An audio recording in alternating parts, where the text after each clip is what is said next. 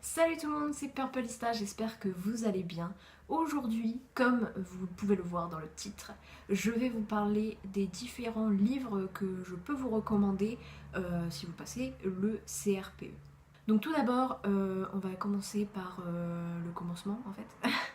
Donc les épreuves écrites. Alors tout d'abord, donc pour le français, moi je me suis servi de cet ouvrage.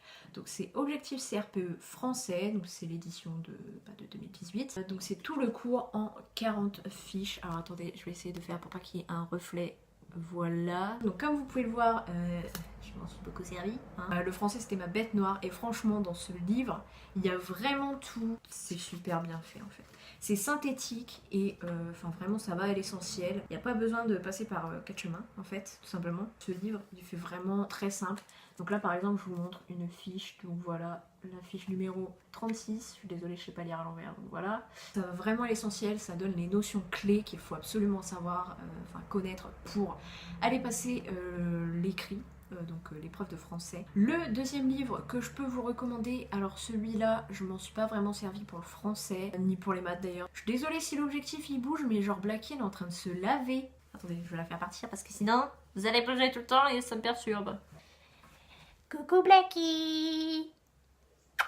Donc je reprends donc le livre que je peux vous recommander pour donc les épreuves de français et de maths, donc c'est les deux en même temps, il y a même également les épreuves orales. Il s'agit de Concours professeur des écoles, donc là il y a vraiment tout, c'est tout le cours. Donc voilà à quoi il ressemble. Je m'en suis pas vraiment servi en français parce que je me souviens qu'en fait j'étais perdue dans ce livre. Moi j'étais une bille en français de base donc du coup il m'a pas vraiment servi en français en fait. Mais je pense qu'il peut être intéressant. Mes chatons on ne voit plus. Blacky. En plus j'ai un cheveu qui va pas depuis tout à l'heure. Je viens seulement de m'en rendre compte. Donc en fait, pour le français et les maths, il est bien.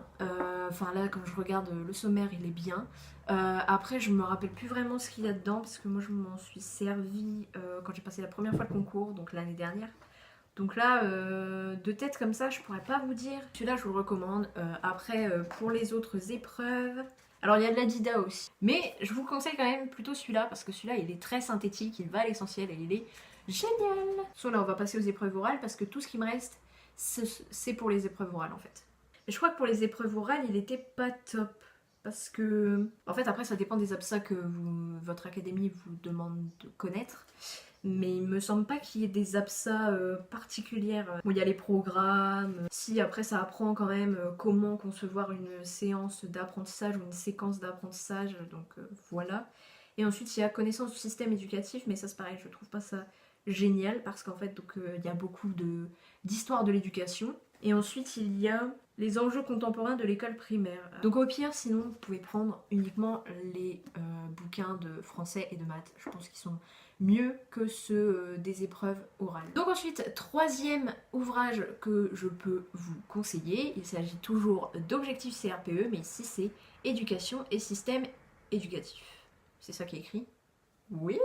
Donc là c'est la version 2017 parce qu'en fait j'ai pas pu acheter la version 2018 parce que il n'était pas encore sorti tout simplement.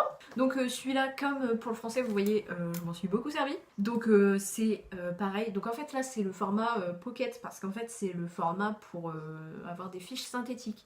Alors que sinon vous avez les mêmes en fait, les mêmes que ceux.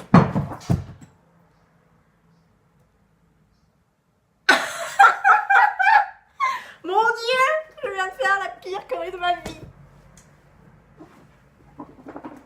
Le bouquin a rebondi dans l'eau des chats. Je sais pas si vous pouvez voir.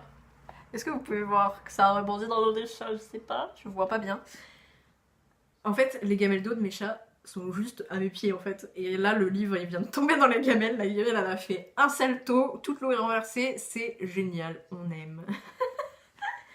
Il faut que je sèche mon livre. Donc je crois que je parlais de cet ouvrage et je disais que en fait donc ces deux livres sont des formats pocket parce qu'en fait ce sont des formats où ce sont des fiches synthétiques. Donc dans le français il y a tout le cours en plus de 40 fiches et ici il y a 50 fiches synthétiques. Donc nous allons continuer avec la connaissance du système éducatif. Donc je vous présente cet ouvrage, donc c'est l'épreuve orale d'EPS et système éducatif en fiches.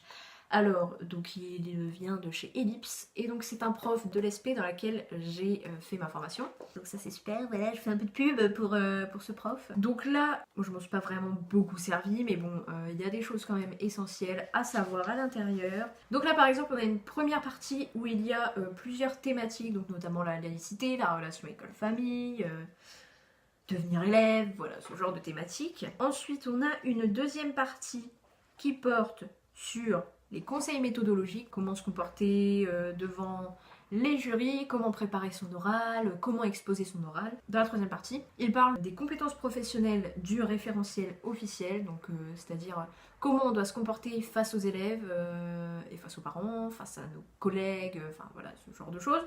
Et ensuite, il y a des sujets de concours avec quelques pistes pour répondre aux questions. Toujours concernant l'épreuve de CSE, donc CSE, connaissance du système éducatif, je crois que je n'ai pas encore fait le diminutif, mais je le fais tout de suite, quand même ça c'est fait. Donc je peux vous conseiller ce livre, alors c'est un livre qui date quand même, parce qu'en fait il était à ma sœur quand elle a passé le concours il y a 1000 ans, donc voilà, il a été édité en 2011. Donc il s'intitule Professeur des écoles EPS plus agir en fonctionnaire de l'État, épreuve orale. Alors moi je l'ai pris surtout pour les épreuves, pour l'épreuve de PS, parce qu'en fait il y a beaucoup d'APSA qui sont repris à l'intérieur de ce livre. Je trouve ça vraiment bien, et aussi les différents sujets. Par exemple, là je prends un sujet au pif, le sujet numéro 11, je sais pas si vous verrez ce qui est écrit, mais en gros ça parle de redoubler ou pas, donc ça pose des questions, ça répond aux questions, c'est super, enfin ça fait tout le boulot à notre place, c'est cool, donc voilà, c'est quand même bien. Ça parle aussi des choix pédagogiques, la semaine de 4 jours, la fameuse, le projet d'école, enfin voilà, ça parle de plein de trucs. Bon, après je m'en suis pas servi vraiment pour ça, je m'en suis servi pour l'EPS parce que, en fait, la première fois que j'ai passé le concours en EPS, je suis tombée sur la danse en maternelle, sauf que je n'avais pas révisé la danse, bien sûr. Donc du coup, en fait, j'ai pris ce livre parce qu'en fait, à l'intérieur, il y a beaucoup de trucs sur la danse, et donc du coup, c'était cool de pouvoir eh bien, améliorer mes connaissances par rapport à la danse. Voilà, c'était cool. Et donc le dernier livre que j'ai à vous présenter aujourd'hui, il s'agit de celui-ci. Donc c'est 100% professeur des écoles, réussir le concours, l'épreuve orale EPS. Donc voilà. Et ça vient aussi de chez l'éditeur est Ellipse, et donc cette personne est également une enseignante dans l'ESP dans laquelle j'ai fait ma formation. Ce livre, je l'ai trouvé mais genre très bien fait en fait. Donc en fait, dans cette première partie, il présente comment se passe l'épreuve de PS, donc ça c'est super, enfin, moi j'ai kiffé en tout cas, moi j'ai kiffé, ça m'a pas mal aidé. Parce que je dois bien avouer qu'en EPS, je suis un peu une quiche, voilà. Dans celui-là, il y a quasiment toutes les APSA possibles, donc que vous soyez de n'importe quelle académie et que vous ayez n'importe quelle APSA, pardon, vous pourrez toujours retrouver les APSA dans ce livre. Franchement, c'est un bijou ce livre. Cette vidéo est à présent terminée, donc si elle vous a plu et qu'elle vous a aidé à savoir quel livre vous pouvez acheter pour passer le CRPE, n'hésitez pas à laisser des pouces vers le haut, voilà, ça me fera toujours plaisir.